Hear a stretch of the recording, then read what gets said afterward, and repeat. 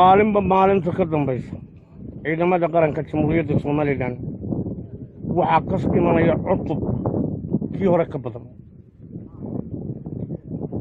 taasna waxaa keenay maamul xumada iyo cadaalad darrada iyo taraabilisanka jeegaantu ku hayso ummadda. waa la arki karayaa Nuuxtaani siduu uga cararay Ceerigaabo, siduu uga cararay waa sidaas oo abadaa. waqtigii fadhigu wuu dhammaaday lixda gobol ba Xabad way ka jirtaa. waxay fulin doonaan hawlihii hore aan ugu dhawaaqay.